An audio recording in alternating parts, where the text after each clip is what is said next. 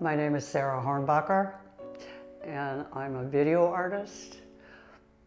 I guess a second generation video artist, meaning I studied with the original people who used video as an art form. I do installations primarily. I mean, I have done single channel work over the years and, was in a lot of festivals and situations like that, but I started doing installation work probably even my undergraduate thesis from my undergrad program. I did a full gallery installation. At that time I didn't have video. I used 15 slide projectors. Recently there have been two kind of monikers attached to me. One is an artist who works with light, and the other one is Screen Queen, and that was that was an article in Vernaway recently, just before a pop-up. And because I do feel that the screen is my canvas, and so I work really hard to figure out the imagery that I am satisfied with on a screen, and I often use electronic means, meaning the original electronic signal rather than any other kind of source material. And that goes back to my studies at University of Buffalo Center for Media Study, where I was fortunate enough to study with those pioneers I mentioned. And so I studied with Woody Basalko, the founder of The Kitchen, and I studied with Paul Schertz, the color flicker film artist. So both of those influences are in my work. And so I feel also a challenge to continue to work as that second generation artist. So there's a continuity with their history and mine. One of the other people that's been influential is David Jones, and he's a toolmaker who lives in Owego, New York. And I was an artist at this Experimental Television Center from 1976 till 2011 when they closed. And so I met David Jones there, and I have his synchronizer and 4 of the 7400s that work with it. So you can very precisely, frame to frame, program what you want to play back on DVD. Now, when we did the project in the Studio 10, we used software called Isadora, and we had HDMI splitters.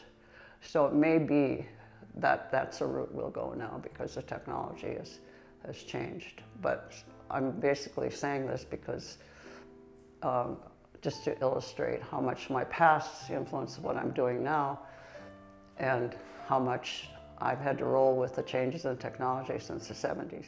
When I was a grad student at the Center for Media Study, I did something kind of innovative where I had access to a Rutetra, which is a rescan device with a small black and white screen, and it was created by Bill Etra and Steve Rutt, two techie kind of people that were part of the whole video history period.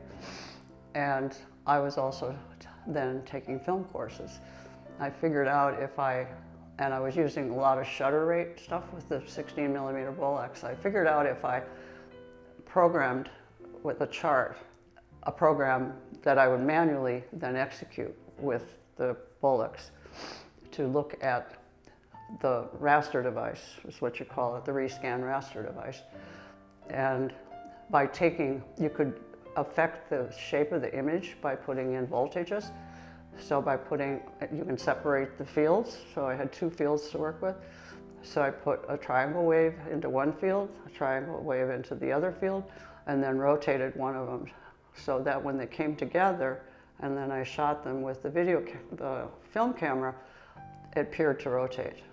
So it's like a rectangular Neckis cube that rotates. That was pretty innovative at that time. It was in a show at the Albright Knox in 2012, and it was called Wish You Were Here, the Buffalo Avant-Garde of the 70s. And I actually had made DVDs of it, and when I went to Signal Culture in 2014, I went up there without anything, because that was kind of when I was going through the change in my life. And Jason one of the co-founders, had my DVD. So I thought, well, let me see what I can do with that, because I really still wanted to work with a signal, since the only image there is electronics, so the raster. So I did, and out came that. Been working with that, and then meanwhile, I shot a lot of footage in Europe from 2001 to 2003. And it's wonderful footage, and so I don't want the footage to be like a document. So I've been working with that and making it more like painterly. In other words, using effects and things that I have available to me, both analog and digital, to affect a painterly-like image, and then it has sound. I was awarded a studio last October, and they said, well, we don't know if you'll want to take it because it's a small one. It was a photo. I said, I know which studio it is. I remember that studio. I said, yeah, I'll take it. And so I moved in, and I was able, with these short throw projectors, to get 2 decent, just wall projections, which was nice. And so I've been satisfied and, you know, moving forward. The first chance I really got to do a site-specific environment using video was in 2001, when I had my show here at the Contemporary, when I had been a studio artist here then from 96 to 2001. So it was in the last year of that studio residency, and there were no walls, and so the piece was 68 feet wide. It was a back wall when there wasn't that other wall, and because those steel beams are up above, we were able to put proximity sensors up there, and so the viewer could trigger the changes by moving through the space. So that was called 1,000 Plateaus. Then I'm trying to think oh, and then I was mentioning that I had a piece that was, it's not really, it's an installation, but it's not an environment, I guess, except that when you use flicker and you have it in a room, it becomes an environment. So it's an American flag being manipulated, and lots of flicker, and the soundtrack is very discordant, and it was made in 1998, so 30 years later, it got to be shown at MoMA PS1, and it had actually, the flag piece had been shown as a single channel piece back in that era at MoMA.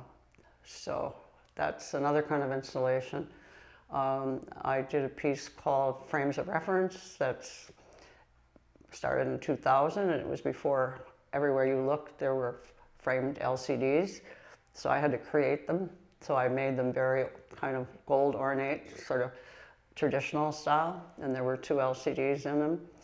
And one was footage I shot in Europe of Katharina Frisch's work, and she's a white German artist, and her work was pretty amazingly about herself and her life, her experience through her eyes. And then I did Fred Wilson, who was the American artist who was in the US Pavilion in 2003. And so they were juxtaposed. So a lot of times I'll do things that are kind of tongue-in-cheek. They're not named, so Frames of Reference is, you know, doesn't say what the references are. But the whole idea, if you got it, you got it. The juxtaposition between these 2 artists. That was my piece for the South. Oh, and then the piece I did, the Transfigured Time that I mentioned that I did, that was in '98 that I did Transfigured Time. So that was really my first one of 280 faces, and that was at City Gallery at Chastain. And the sound was separate on that. So the sound would repeat in a different cycle than, and there was, believe it or not, old VHS tapes. And so you had to make a 2-hour loop. So one was at 20 at its start, one was 0 at its start, one was at 20 at its start, one was at 40 at its start. So you got 6 loops in 2 hours. And they slipped, they didn't stay in sync, of course, which I planned on. And then the sound wasn't in sync, so you never saw the same piece twice. You'd have to be there for 2 hours and wonder if you've ever seen the same juxtapositions, because each face of the three faces changed in a different, like that. So I grew up in Minnesota, in a small town, and so it was flat, very flat, and I was always aware of the horizon. And I lived 4 blocks from the edge of town, going north. So I would go up there on my bike or walk, and there was a swing set there because it was a grade school off to the side. And I would get on the swing and I would swing, and I'd be so aware of the horizon. Just, you know, that effect of moving and the line changing and the light changing. And I've cited that as a big influence. But see, I just get really strong images, and I think I have a tendency to, they're kind of singular. They kind of are like concrete. They just kind of like, they're there. And I know that they've influenced me. And I don't remember anything else around them.